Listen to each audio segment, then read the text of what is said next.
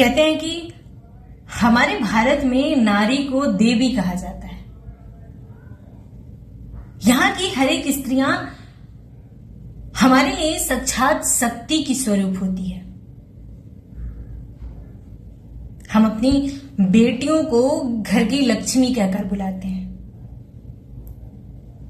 बहन को कहते हैं कि ये हमारे लिए प्रेम की प्रतीक है। अपनी मां को हम करुणा और ममता जैसे भारी भरकम शब्दों से संबोधित करते हैं।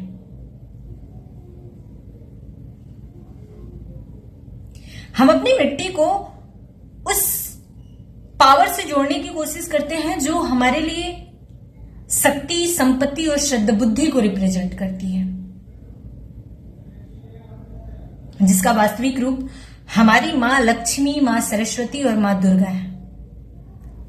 इसलिए हम हर स्त्री में, हर लड़की में, हर नारी में या सिर्फ अपनी बेटी और बहन में उस शक्ति का रूप स्वीकार करते हैं। ये सब बातें सुनने में कितना अच्छा लगता है। इन्हीं बातों को जब कोई मर्द किसी इवेंट में माइक पर खड़ा होकर बोलता है, जब वो किसी लड़की को देखकर कहता है कि तुम तो साक्षात देवी हो, तुम भगवान की सबसे अनमोल और कीमती रचना हो, तब हजारों लोग इन शब्दों पे जोर जोर से तालियां बजाते हैं। उन तालियों के बीच, उन हाथों के बीच कुछ ऐसे हाथ भी होते हैं जो उस भीड़ से निकलते हैं उन स्त्रियों को, उन लड़कियों को, हमारी बेटी, बहन, सभी को नोच खाना चाहते हैं। उनके लिए, उनके दिमाग में ये लड़की किसी सरस्वती, किसी दुर्गा और किसी लक्ष्मी की अवतार नहीं है, कोई स्वरूप नहीं है।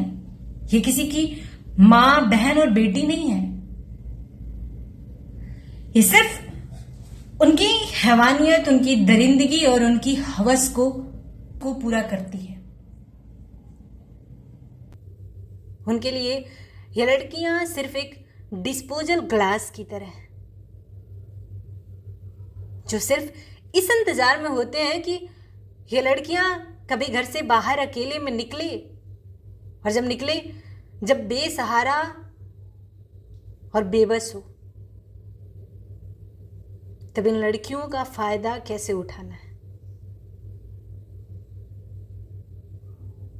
और तभी ये एक टैग लेकर घूमते हैं और खुद को कहते हैं कि हम तो मर्द हैं। और ये टैग इनको हमारी सोसाइटी देती है, हमारा समाज देता है, जो कभी इस बात को समझना नहीं चाहता है कि मर्द भी गलत होते हैं और शायद मर्द ही गलत होते हैं। जो किसी भी रेप पे, किसी भी दुष्कर्म पे ये सवाल करती है, अरे उसके साथ तो ये होना ही था।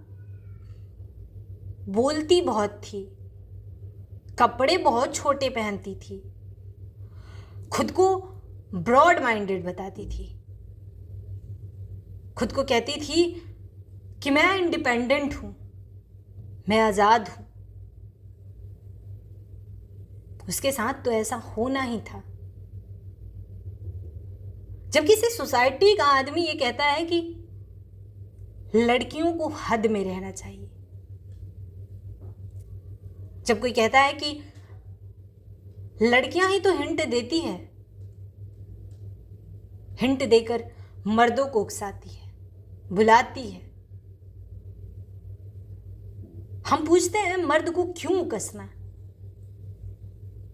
मर्द को क्यों जाना, क्यों जाएगा मर्द? क्या मर्द की अपनी कोई कैरेक्टर नहीं है क्या? उसका अपना कोई इज्जत, कोई चरित्र नहीं है क्या? और अगर नहीं है तो फिर ये मर्द वाली टैग क्यों मिली है?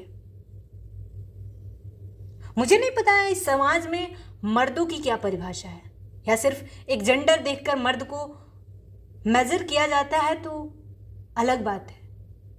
लेकिन जहां तक मेरा ख्याल है, मेरा अपना सोच है कि मर्द उसे कहते हैं जो आस पास हो तो हम लड़कियां खुद को महफूज महसूस करें, हमें लगे कि हमारे पास, हमारे आसपास कोई एक पावर है जो हमें प्रोटेक्ट करेगा। ये कैसा मर्द है जो सुनसान मिलते, अकेले मिलते ही लड़कियों को नोच खाने का इरादा रखता है, जो भेड़ियों की तरह व्यवहार करना जानता है? ये कौन सा मर्द है?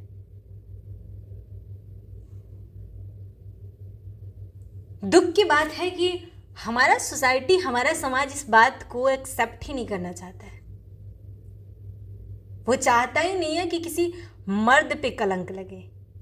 वो नहीं चाहता है कि किसी मर्द को और किसी मर्द के जुर्म को गलत ठहराया जाए। वो चाहता है कि कलंक सिर्फ स्त्रियां पे लगे, लड़कियों पे लगे।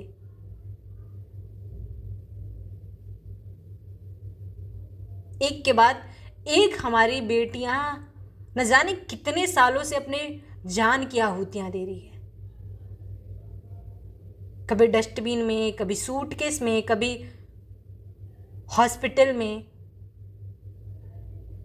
और इन जानवरों को हम मर्द कहकर संबोधित करते हैं। हम कहते हैं कि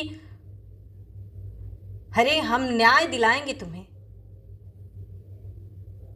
हम न्याय दिलाएंगे, हम खड़े होंगे तुम्हारे साथ। और फिर हम अपनी हाथ में 4 मोमबत्तियां उठाकर और एक कार्ड पे कुछ स्लोगन चिपकाकर न्याय दिलाने के लिए निकल जाते हैं।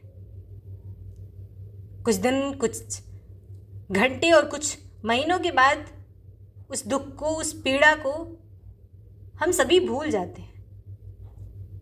हम भूल जाते हैं कि हमारे देश में, हमारे आसपास में कुछ ऐसा व्यवहार भी हुआ था, और हम अपनी जिम्मेदारियों को बखूबी पूरा कर लेते हैं।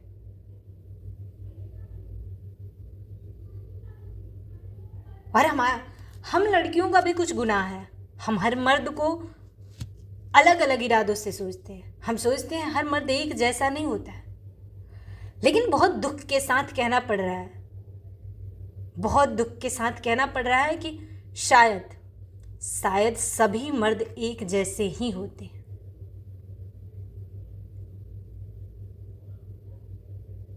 कोई एक मर्द अगर